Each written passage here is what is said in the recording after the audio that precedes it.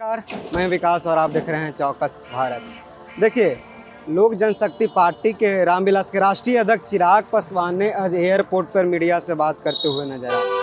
Media से बात करते हुए इन्होंने नीतीश कुमार पर जिस तरह से तंज कसते हैं, आज वो तंज कुछ और तीखा दिखा। पटना जिला के खुसरूपुर प्रखंड में एक दलित महिला को निर्वस्त्र करके पीटा जाता है, उस पर पेशाब भी किया जाता है। इसको लेकर चिराग पासवान ने कहा कि मणिपुर घटना में जो इंडिया गठबंधन में बनी है, उसके जो घटक दल के नेता हैं, चीख कर उस मुद्दा को उठा रहे हैं। उठाना भी चाहिए, लेकिन बिहार पर आखिर क्यों चुप हो जाते हैं। इन्होंने कहा कि जदयू के राष्ट्रीय अध्यक्ष ललन सिंह गला फाड़ के मणिपुर पर बोलते हैं और उन्हीं के नाक के नीचे, उन्हीं के प्रदेश में एक दलित महिला के साथ जिस तरह से उसको नंगा करके पीटा जाता है, पेशाब करता है, इस पे ललन सिंह चुप रहते हैं। पहले उस बयान को सुनिए, क्या कुछ बोल रहे हैं चिराग पासवान। चर्चाएं हो रही है और आपके चाचा जी ने कह दिया है कि नीतीश कुमार का स्वागत है एनडीए में। भाई मुख्यमंत्री इस्तेमाल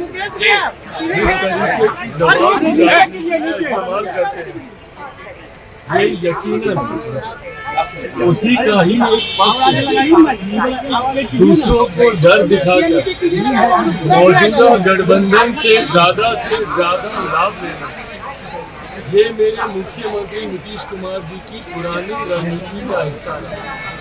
जब वो एनडीए में रहते हैं तो पैदल चलकर जाएंगे आदरणीय लालू जी की इफ्तार में, ताकि एनडीए को डर दिखाया जा सके।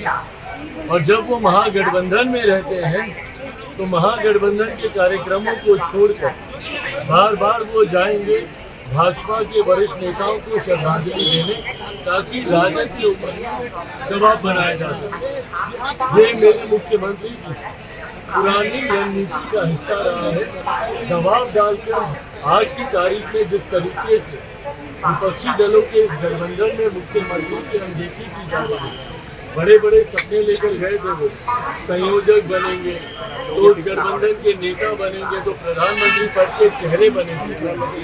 और हकीकत ये है कि उस गठबंधन में ने पूछा था, आज की तारीख में नहीं था। और ये इन्हीं के ही व्यक्तित्व की वजह से अविश्वास इतना है मुख्यमंत्री के व्यक्तित्व पर, इतना ज्यादा क्रेडिबिलिटी क्राइसिस है मेरे मुख्यमंत्री के चेहरे को लेकर। किसी भी गठबंधन में रहे, ना वो गठबंधन इन पर विश्वास करता है, ना उस गठबंधन के नेता इन पर विश्वास करते हैं, जब प्रदेश की जनता ही इन पर विश्वास करती है, तो ऐसे में कोई दूसरा व्यक्ति इनके ऊपर विश्वास क्यों करे। और इसी कारण से ये बार दबाव की राजनीति का इस्तेमाल करते हैं। हाल फिलहाल के दिनों में जो भी चर्चाओं का दौर शुरू हुआ है, वो उसका कारण ही यही है कि मुख्यमंत्री मौजूदा गठबंधन में दबाव की राजनीति का इस्तेमाल करें। और जो लोग, तो सवाल आपने पूछा कि इनका स्वागत करें, यकीनन स्वागत करेंगे भैया। उन्हीं के कोटे से मंत्री बने हैं, तो स्वागत तो उनका करना बनता ही है उनके। जेडीयू के पूर्व भाई ये तो अभी शुरुआत है, आने वाले दिनों में ये संख्या बहुत बढ़ने वाली है। बार हम लोगों ने इस बात को कहा है कि एक बड़ा असंतोष जनता दल यूनाइटेड में है। भाई देखिए, नेता तो बार गठबंधन बदल लेता है, पर ये वो लोग हैं जो जनता के बीच जाते हैं। और जिसको चुनाव लड़ना है, भले वो एमएलसी का हो, भले वो एमएलए का हो, जिसको चुनाव लड़ना है भाई, उसको तो जनता के बीच जाकर जवाब देना ना। मेरे मुख्यमंत्री को तो चुनाव नहीं लड़ना। आखिरी बार मेरे मुख्यमंत्री ने कब चुनाव लड़ा था बता?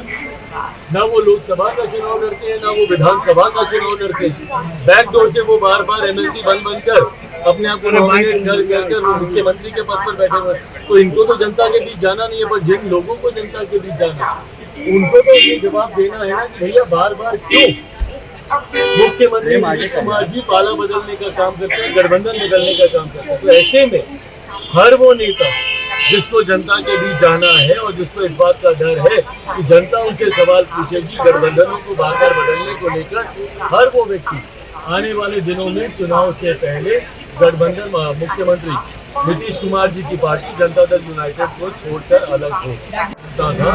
मणिपुर की घटना को लेकर आज वो तमाम लोग खामोश बैठे हैं जो भारत ऊपर उठाओ प्रेम हल्का बस मणिपुर की घटना के ऊपर। और उस दिन मैंने सदन में भी इस बात को बोला था, जब मणिपुर को लेकर चर्चा हो रही थी, उस दिन भी मैंने ये बात बोला था कि यकीनन मणिपुर को लेकर चिंता जाहिर करने की जरूरत है, पर ये चिंता हर उस राज्य में ऐसी हो रही घटनाओं को लेकर जाहिर करने की जरूरत है। ऐसे में मैंने बिहार का भी विशेष तौर पर वहाँ पर जिक्र किया था। वहाँ पर भले राष्ट्रीय जनता दल के लोग हों या जनता दल यूनाइटेड के राष्ट्रीय अध्यक्ष स्वयं किस तरीके से गला फाड़ फाड़ कर मणिपुर की घटना पर ललन जी बोल रहे थे, और आज जब उन्हीं के राज्य में उन्हीं की सरकार की नाक के नीचे ऐसी घटना को अंजाम दिया जाता है, तो ये तमाम दल के नेता खामोश होते। ये सवाल पूरे तथाकथित विपक्षी दलों के गठबंधन जो आए इंडिया के नाम से इन्होंने जो एक गठबंधन बनाया है, सबसे ये सवाल उठता है कि भैया बिहार की घटना पे ये लोग खामोश क्यों हो जाते हैं? बिहार में आए दिन ऐसी घटनाएं हो रही, उस पर ये लोग खामोश रहेंगे, पर जहाँ पर केंद्र की कोई सरकार होगी या इंडिया की कोई सरकार होगी तो वहाँ पर ये लोग आवाज उठाएंगे। ये सिलेक्टिव क्रिटिसिज्म, ये इनकी दोहरी नीति को दर्शाता है। जहाँ पे अपनी सरकार होगी, राजस्थान में ये लोग खामोश हो जाएंगे, बिहार में ये लोग खामोश हो जाएंगे, पर दूसरे राज्यों में जहाँ पर एनडीए की सरकार होगी वहाँ पर ये लोग उसको मुद्दा बनाएंगे। ये दर्शाता है कि आप सिलेक्टिव क्रिटिसिज्म की नीति को आप अपना रहे हैं, अपने अपराधों को छुपाना और दूसरों के ऊपर हो हल्ला मचाना, ये दोहरी नीति है, ये गलत। आपने सुना होगा, इन्होंने कहा कि ये जो इंडिया गठबंधन के नेता हैं ये टारगेट पहले करते हैं, और जहां एनडीए है वहां पे टारगेट करते हैं, और उसी स्टेट को टारगेट करके मोदी के खिलाफ बोलते हैं। इनको एजेंडा के खिलाफ नहीं बोलना है, जो घटना घटी है उस पर बात नहीं करते हैं, ये मोदी को खिलाफ बोलते हैं और किस तरह से जो अपना इंडिया गठबंधन बना है उसको कैसे आगे बढ़ाए। इन्होंने कहा कि किसी भी घटना को निंदा करना चाहिए, हम उसका समर्थन करते हैं, लेकिन एनडीए शासित राज्य में ही क्यों, जहां गैर एनडीए में क्यों नहीं।